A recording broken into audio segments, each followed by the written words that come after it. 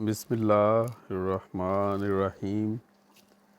رمضان گنتی کے دنوں کا مہمان۔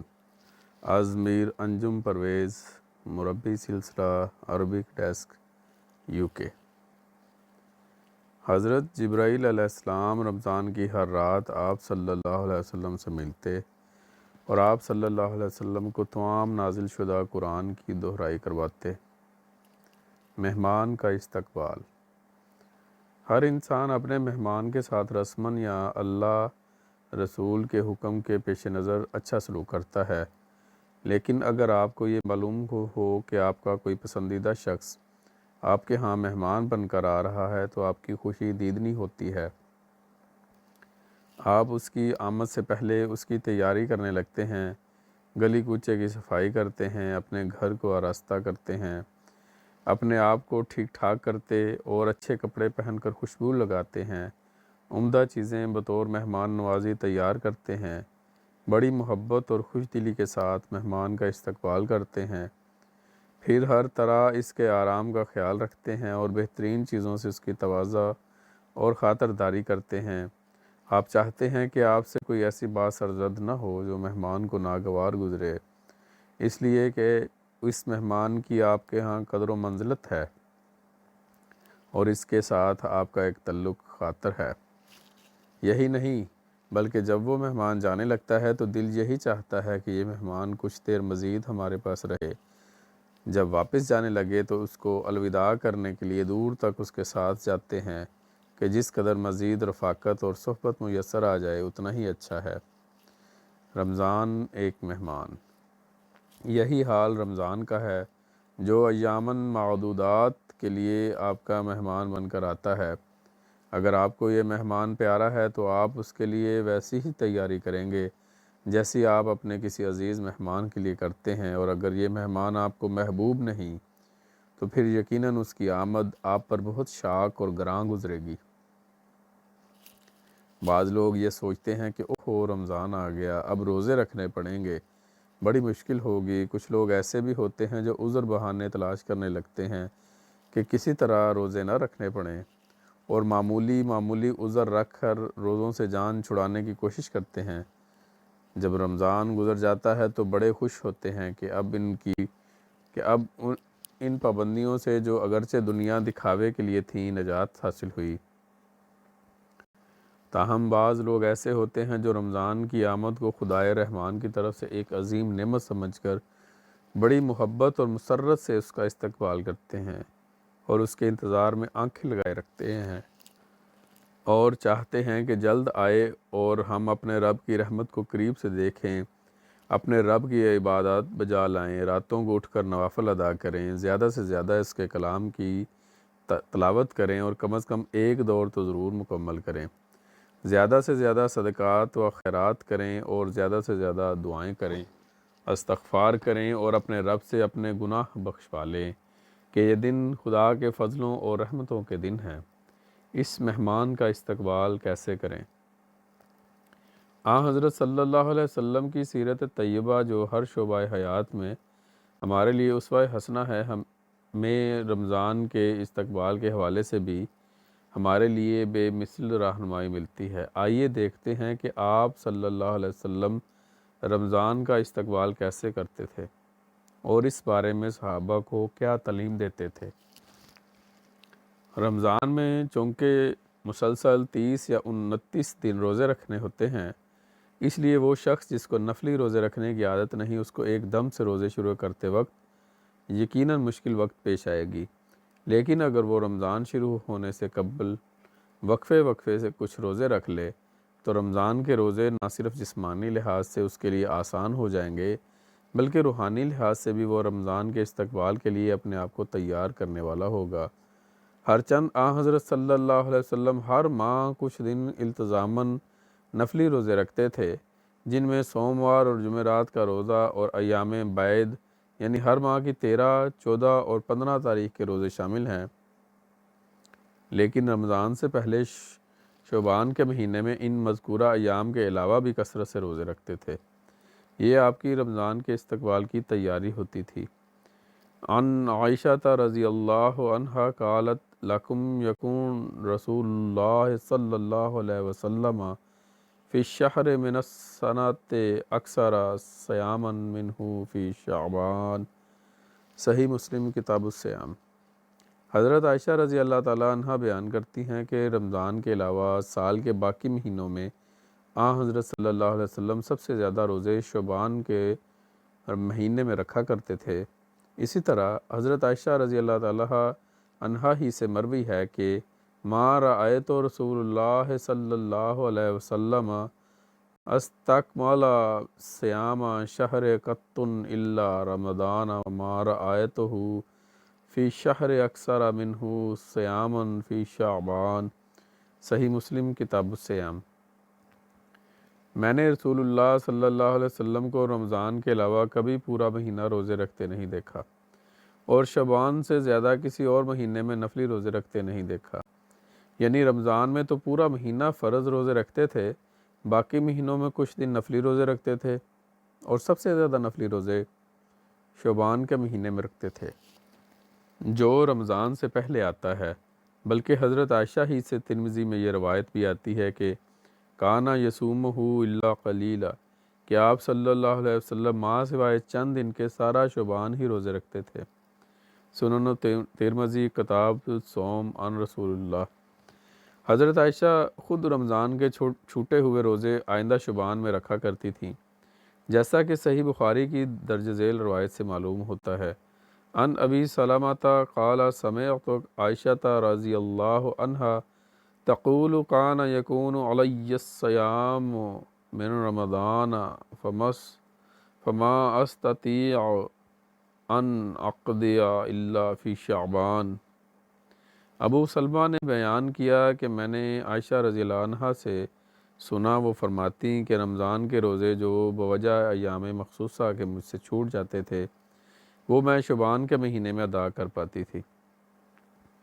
صحیح البخاری کتاب الصوم باب متی یقضی قضاء الصیام۔ رمضان سے 1-2 دن پہلے روزے نہ رکھنا۔ ہر چند رمضان کے استقبال کے لیے بطور تیاری شعبان میں روزے رکھنا مسنون اور پسندیدہ ہے، مگر یاد رہے کہ اس مہمان یعنی رمضان کی فضیلت و اہمیت اس بات کا تقاضا کرتی ہے کہ اس کا آغاز الگ سے کیا جائے۔ اس لیے یہ مناسب نہیں کہ رمضان سے پہلے شعبان کے آخری دن میں بھی روزہ رکھا جائے، اور یہ امتیاز ہی نہ رہے کہ رمضان شروع ہو گیا ہے۔ اس لیے حضرت صلی اللہ علیہ وسلم نے اس بات سے منع فرمایا کہ شعبان کے آخری 2 دن یعنی 29 اور 30 شعبان کو روزہ رکھا جائے۔ چنانچہ صحیح بخاری میں روایت ہے عن النبی صلی اللہ علیہ وسلم قال لا يتقدمن احدکم رمضان بصوم یوم او یومین الا ان یکون رجل کان یصوم صومہ فلیصوم ذلک الیوم۔ صحیح البخاری کتاب الصوم۔ حضرت صلی اللہ علیہ وسلم نے فرمایا کہ تم میں سے کوئی بھی رمضان سے 1 دن یا 2 دن پہلے روزہ نہ رکھے۔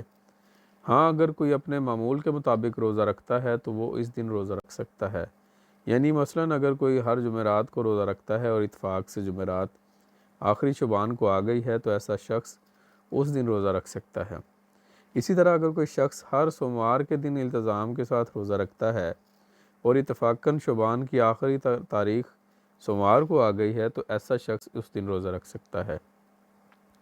لیکن اگر کسی کا یہ معمول نہیں تو پھر اس کے لیے جائز نہیں کہ شعبان کے آخری دن روزہ رکھے۔ حضرت صلی اللہ علیہ وسلم نے فرمایا ہے کہ رمضان سے قبل 1 دن یا 2 دن روزہ نہ رکھے۔ اس کی وجہ یہ ہے کہ شعبان 29 دن کا بھی ہو سکتا ہے اور 30 دن کا بھی، اس لیے بہتر ہے کہ 29 اور 30 دن دونوں دن روزے نہ رکھے۔ عن نبی سلمۃ قال سمعت عائشہ رضی اللہ عنہا تقول کان یکون علی الصوم من رمضان فما استطیع ان اقضی الا فی شعبان۔ ابو سلمہ نے بیان کیا کہ میں نے عائشہ رضی اللہ عنہا سے سنا، وہ فرماتی کہ رمضان کے روزے جو بوجہ ایام مخصوصہ کے مجھ سے چھوٹ جاتے تھے وہ میں شعبان کے مہینے میں ادا کر پاتی تھی۔ صحیح البخاری کتاب الصوم باب متی یقضی قضاء الصیام۔ جب مہمان آ جائے تو اس کی خاطرداری کیسے کریں؟ جب کوئی معزز اور پیارا مہمان گھر آتا ہے تو کیسے سب اہل خانہ اس کا اکرام کرتے اور اس کی تواضع اور مہمان نوازی میں ہمہ مصروف ہو جاتے ہیں اور مہمان کو ضروریات کا خیال رکھتے ہیں اور اس کے آرام کو اپنے آرام پر ترجیح دیتے ہیں۔ ایسے ہی جب رمضان آتا تو حضرت صلی اللہ علیہ وسلم کی سیرت سے ہمیں معلوم ہوتا ہے کہ آپ صلی اللہ علیہ وسلم کمر کس لیتے اور عبادات، صدقات و خیرات اور تلاوت قرآن کریم میں معمول کے دنوں سے بہت بڑھ جاتے تھے، جیسا کہ احادیث سے ثابت ہے۔ عن ابن عباس قال کان رسول اللہ صلی اللہ علیہ وسلم اجود الناس وکان اجود ما یکون فی رمضان حین یلقاہ جبریل وکان یلقاہ فی کل لیلۃ من رمضان فیدارسہ القرآن فلا رسول اللہ صلی اللہ علیہ وسلم اجود بالخیر من الریح المرسلہ۔ صحیح بخاری کتاب بدء الوحی۔ حضرت ابن عباس سے روایت ہے کہ رسول اللہ صلی اللہ علیہ وسلم سب لوگوں سے بڑھ کر صدقہ و خیرات کرنے والے تھے، تاہم رمضان میں آپ صدقہ و خیرات میں اپنی انتہا کو پہنچ جاتے تھے۔ اس وقت حضرت جبرائیل علیہ السلام آپ سے ملاقات کرتے تھے۔ حضرت جبرائیل رمضان کی ہر رات آپ سے ملتے اور آپ کو تمام نازل شدہ قرآن کی دہرائی کرواتے۔ پس حضرت صلی اللہ علیہ وسلم رمضان میں تند و تیز ہوا کی مانند ہر قسم کی نیکی کرتے۔ تہجد آپ کا معمول تھا جسے رمضان میں جاری رکھتے، مگر غیر معمولی عمدگی کے ساتھ اور بہت لمبی نماز ادا کرتے۔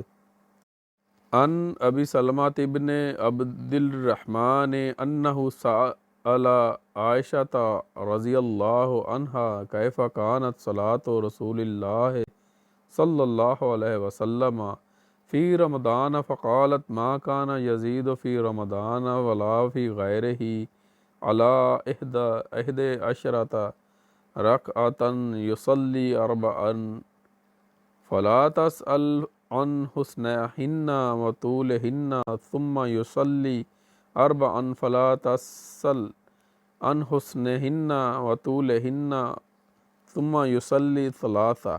صحیح بخاری کتاب صلاۃ التراویح۔ حضرت ابو سلمہ بیان کرتے ہیں کہ انہوں نے حضرت عائشہ سے دریافت کیا کہ رمضان میں حضرت صلی اللہ علیہ وسلم کی نماز تہجد کیسی ہوتی تھی؟ تو حضرت عائشہ نے جواب دیا کہ رمضان میں اور اس کے علاوہ بھی عموماً آپ 11 رکعت سے زیادہ ادا نہیں فرماتے تھے، 2 کر کے 4 رکعت ادا کرتے، پھر کچھ توقف کے کر کے اسی طرح مزید 4 رکعت ادا فرماتے۔ یہ مت پوچھیں کہ وہ کیسے خوبصورت اور کتنی لمبی ہوتی تھیں، یعنی بہت زیادہ عمدگی کے ساتھ اور بہت لمبی رکعات ادا فرماتے تھے جن کی حسن و خوبی ناقابل بیان ہے۔ پھر 3 رکعت وطر کے ساتھ ادا فرماتے۔ یہی آپ صحابہ کو بھی نصیحت فرمایا کرتے تھے کہ دن کو روزہ اس کی شرائط کے ساتھ ادا کرو، جس میں نمازوں کا التزام ہو اور ہر بری بات سے اجتناب ہو، کوئی گندی بات نہ ہو اور نہ کوئی نافرمانی ہو، یہاں تک کہ اگر کوئی آپ کے ساتھ بات زبانی بھی کرے تو جواب نہ دو اور صرف یہ کہہ کر اعراض کرو کہ میں تو روزے سے ہوں، اور رات کو اٹھ کر اپنے رب کی عبادت بجا لاؤ اور اس سے عفو و درگزر کے طالب ہو۔ تو یہ دونوں باتیں یعنی دن کو روزہ اور رات کو عبادات بجا لانا گناہوں کی بخشش کا ذریعہ ہوں گی۔ عن ابی ہریرہ قال قال رسول اللہ صلی اللہ علیہ وسلم من صام رمضان وقامہ ایمانا واحتسابا غفر لہ ما تقدم من ذنبہ ومن قام لیلۃ القدر ایمانا واحتسابا غفر لہ ما تقدم من ذنبہ۔ سنن ترمذی کا کتاب الصوم عن رسول اللہ۔ حضرت ابو ہریرہ بیان کرتے ہیں کہ رسول اللہ صلی اللہ علیہ وسلم نے فرمایا، جو شخص ایمان کے تقاضے پورے کرتے ہوئے اور محاسبہ نفس کرتے ہوئے رمضان کے روزے رکھے اور رمضان کی راتوں کو اٹھ کر نماز تہجد ادا کرے تو اس کے گزشتہ سب گناہ بخش دیے جاتے ہیں۔ اسی طرح جو ایمان اور خود احتسابی کے ساتھ لیلۃ القدر میں اٹھ کر نماز میں خدا کے حضور گریہ وزاری کر کے مغفرت طلب کرے تو اس کے بھی گزشتہ گناہ بخش دیے جاتے ہیں، مگر کینہ ور کے گناہ نہیں بخشے جاتے۔ مغفرت اور بخشش کے مواقع سے فیض یاب ہونے کے لیے ایک شرط تو یہ ہے کہ انسان شرک سے اجتناب کرے، اور دوسری شرط یہ ہے کہ وہ کسی دوسرے شخص کے خلاف اپنے دل میں کینہ نہ رکھے، اور اگر کسی کے لیے دل میں بغض و عناد ہے تو اسے دور کر کے اور اپنے دل کو صاف کر کے اس سے صلح کرے، تب وہ خدا کی بخشش کا مستحق ہوگا، ورنہ خدا کو کسی کے بھوکا پیاسا رہنے کی کیا حاجت ہے۔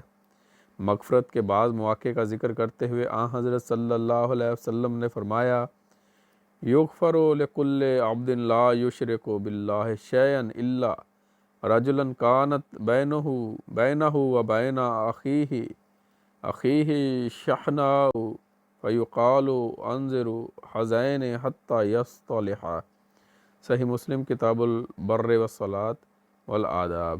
کہ بعض دنوں میں جب اللہ تعالیٰ کے حضور اعمال پیش کیے جاتے ہیں تو اللہ اس شخص کے سب گناہ بخش دیتا ہے جو شرک نہیں کرتا، سوائے ایسے شخص کے جو اپنے بھائی کے لیے اپنے دل میں کینہ رکھتا ہے۔ ایسے شخص کے لیے جو اپنے بھائی کے لیے اپنے دل میں کینہ رکھتا ہے، ایسے شخص کی بخشش کو روک لیا جاتا ہے اور اس کو مہلت دی جاتی ہے کہ اپنا دل صاف کر کے صلح کرے۔